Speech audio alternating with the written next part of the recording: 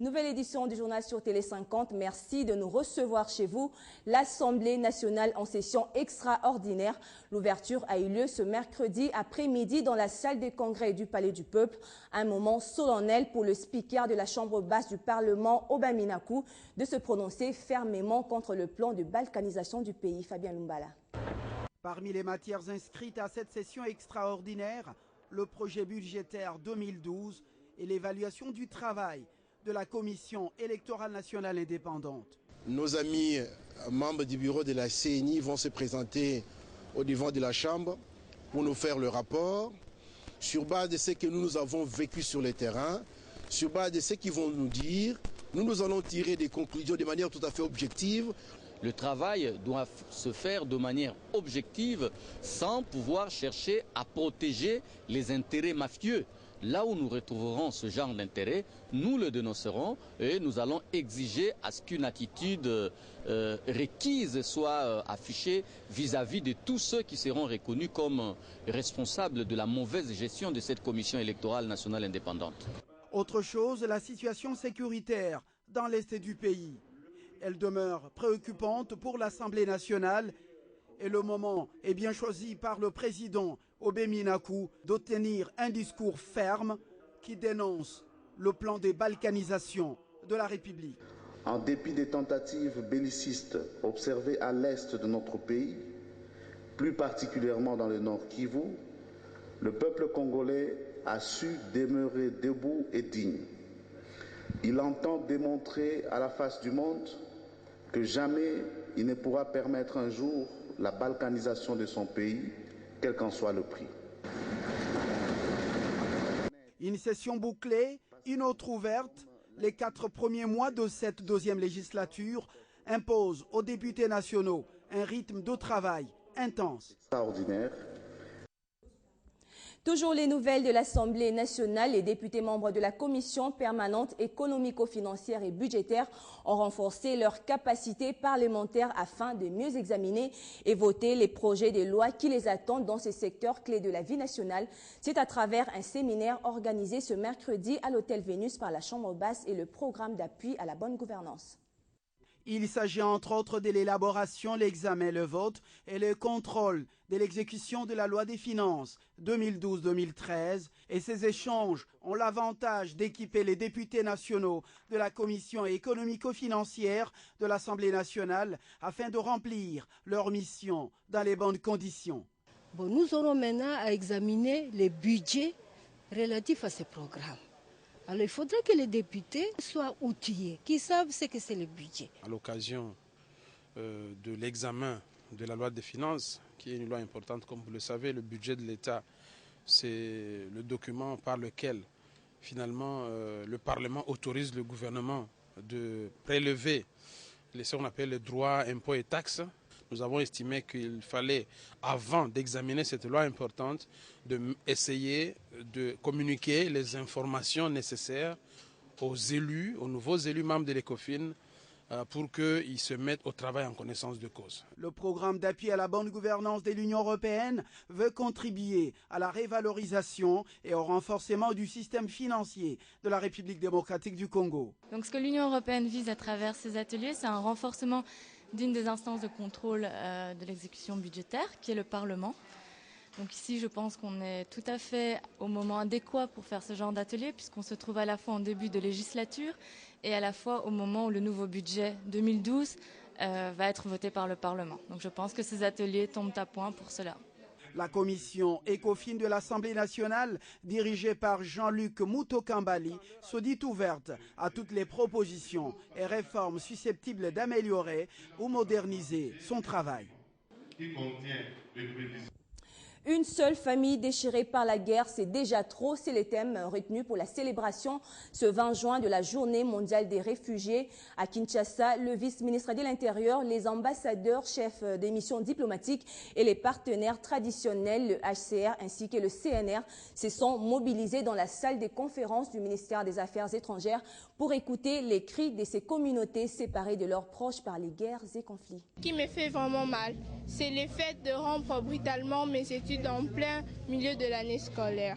Ils sont plus de 40 millions à travers le monde, forcés à fuir, abandonnant leurs études, leur travail, leur famille et leurs biens pour cause de la guerre, des persécutions et des violences de différentes sortes. Parmi ces réfugiés figurent 466 000 Congolais vivant dans les pays limitrophes. Les réfugiés sont des personnes comme toutes autres et n'ont jamais souhaité un seul instant quitter leur propre pays et être séparés de leur famille. Ce sont plutôt les conflits, les violations des droits de l'homme et d'autres facteurs générateurs des phénomènes réfugiés qui les contraignent à fuir vers d'autres pays où ils espèrent retrouver l'espoir. La RDC a aussi ouvert ses frontières aux réfugiés provenant de différentes communautés, comptées actuellement à plus de 160 000, de nationalités notamment rwandaises, ougandaises et centrafricaines. De bien vouloir trouver les solutions durables à notre crise de détresse. Et parmi eux, certains souhaiteraient déjà regagner leur pays, mais se disent contrecarrés par le HCR, qui donne ici ses justifications. Notre sympathie et intensifier notre soutien à leur endroit. Le Haut Commissariat des Nations Unies pour les réfugiés travaille avec les autorités de la RDC pour trouver des solutions durables aux problèmes des réfugiés vivant sur le sol congolais. Ils ont tout de même salué l'hospitalité et l'assistance juridique du gouvernement congolais en ce qui concerne l'accueil et la délivrance de cartes des réfugiés. La dernière vague des réfugiés angolais quittera le sol congolais du 26 au 29 du mois en cours. Le ministère de l'Intérieur a tenu ce mercredi une réunion avec ses homologues, les ambassadeurs et chefs des missions diplomatiques ainsi que le commissaire de la police nationale congolaise à l'occasion de la 7e réunion du comité de suivi de la réforme de la police.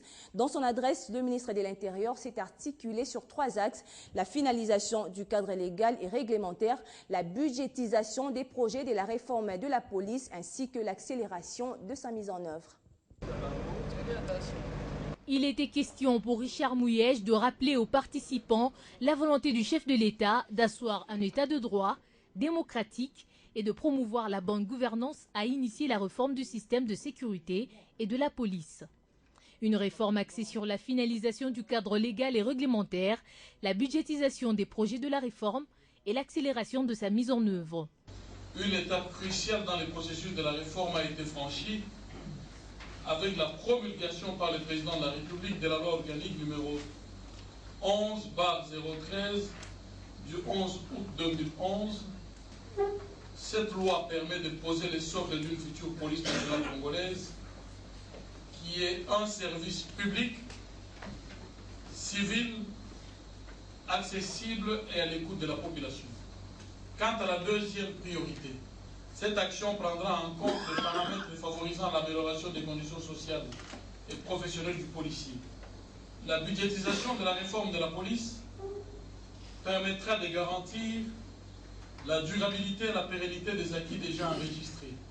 Le ministre de l'Intérieur a par ailleurs lancé un appel à tous les acteurs impliqués dans ce processus afin de poursuivre l'appui de la réforme de la police en vue de doter la RDC d'une police républicaine, professionnelle et moderne. Un mot sur l'économie à présent. Une délégation du Fonds monétaire international conduite par son représentant résident à Kinshasa s'est entretenue ce mardi avec le gouvernement congolais. La partie congolaise était représentée par le ministre délégué aux Finances.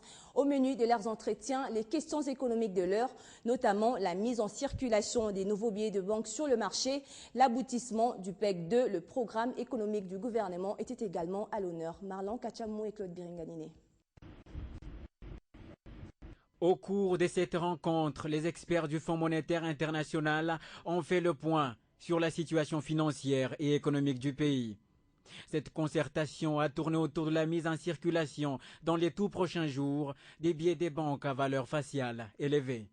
Pour le FMI, le gouvernement congolais a opéré un bon choix et surtout au bon moment, car cette opération va permettre la stabilisation de l'économie congolaise et redonner la valeur au franc congolais. Le FMI a toujours appuyé cette mesure en conseillant le gouvernement de le faire dans une période de stabilité macroéconomique. Or, depuis 2 ans, le taux de change est stable, l'inflation est faible. Donc le moment est idéal aujourd'hui pour émettre ces valeurs à ces biais à votre facial élevé. Et pour stabiliser l'économie congolaise, les régies financières doivent faire preuve de beaucoup de magnanimité afin de mobiliser les recettes. Le ministre délégué aux Finances, Patrick Kitebi, a profité de cette occasion pour rappeler aux différents responsables des régies financières que ces recettes, une fois mobilisées et bien canalisées, permettront au gouvernement de réaliser son programme d'action axé sur le social. À 2 semaines de la clôture des mobilisations des recettes pour le mois de juin, les tendances restaient positives et stables. Et c'est au début du mois de juillet 2012 que la Banque centrale du Congo mettra en circulation les nouveaux billets à valeur faciale élevée. Et puis, plus que quelques mois pour la tenue du sommet de la francophonie, le 14e sommet qui se tiendra à Kinshasa. Pourtant, plusieurs habitants de la République démocratique du Congo ignorent réellement ce que la francophonie. Et c'est pour éclairer l'opinion congolaise que le commissaire général de la francophonie poursuit une série de sensibilisations. Ce mercredi, il s'est rendu à l'IFASIC. Suivez. À l'Institut facultaire des sciences de l'information et de la communication, comme partout il est passé, le professeur Isidore Dayouel est venu évaluer les connaissances des étudiants sur ce qu'ils savent de la francophonie. Le commissaire général du comité national d'organisation est aussi venu leur transmettre la bonne information sur le sommet de Kinshasa et les avantages que la RDC peut en tirer. Je pense que nous nous sommes bien compris sur les enjeux pour notre pays d'organiser ce sommet. Il faut être fier que nous ayons à organiser ce sommet, qui est le premier sommet en Afrique centrale.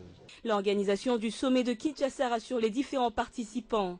Nous avons réussi à obtenir ce que nous attendions du commissaire général. C'est l'année de la francophonie. La satisfaction fait partie de ces sentiments, d'autant plus qu'ils sont nombreux qui ont répondu présent à l'appel et qui ont enregistré le maximum d'éléments de réponses fournis par le commissaire général. Après Montreux, je dirais c'est maintenant Kinshasa qui va accueillir le 14e sommet de la francophonie. Je suis sûr, et avec l'assurance du commissaire général de la francophonie, que l'événement va bien se passer. La sensibilisation continue à travers des journées pédagogiques pour ce sommet qui se tiendra bel et bien à Kinshasa. Autre chose à présent, la délégation de l'Union européenne et la société civile congolaise se sont réunis mardi au Salon Congo du Grand Hôtel. L'objectif est d'approfondir et de donner une nouvelle impulsion au dialogue sur les voies et moyens d'un enracinement des droits de l'homme en République démocratique du Congo. Oritier Manda et Grâce Michel Moutonkole. La rencontre de ce mardi entre la délégation de l'Union européenne et les organisations de la société civile a tourné autour de l'échange et évaluation de la situation du respect des droits de l'homme en RDC. Je pense que ça a permis un dialogue extrêmement ouvert sur les attentes et les espoirs des organisations qui militent pour les droits de l'homme. Nous avons pu constater avec satisfaction que nous allions dans le même sens. Notre première préoccupation, et je crois qu'elle est celle de tous les Congolais, c'est le rétablissement de la paix et de la stabilité dans ce pays. Ce cadre a permis aussi à une trentaine de représentants d'organisations et de réseaux actifs d'exprimer leurs préoccupations sur la dégradation de la situation dans l'est du pays et son impact sur les populations civiles. Notre pays est dans une situation, on dirait, d'une situation de déstabilisation, de l'instabilité, et ce qui n'est pas une bonne chose. Et nous pensons qu'il appartient à notre gouvernement de prendre toutes les dispositions qui s'imposent pour que notre peuple ne puisse pas continuer à vivre comme un peuple esclave dans son propre pays depuis plus d'une décennie. À l'issue de cette réunion, un consensus s'est dégagé sur la nécessité de poursuivre ce dialogue fructueux entre la société civile et l'Union européenne, aussi d'approfondir sur tous ces échanges de vues afin de contribuer à faire progresser la démocratie et les droits de l'homme. Et on va prendre les nouvelles en province. Au Bandundu, la société civile vient de célébrer ce mercredi la semaine mondiale d'action contre les armes légères et petits calibres. Plusieurs activités étaient organisées en vue de lutter contre la violence armée. Dado Ekiom, notre correspondant depuis Bandundu-Ville, nous fait le point. Dans le souci de faire entendre la voix de la société civile contre la violence armée qui avilit leur société, la société civile de la province du Bandundu, thématique sécurité, sous l'égide de Mme Aimé Matungulu, vient de célébrer la Semaine mondiale d'action contre la violence armée.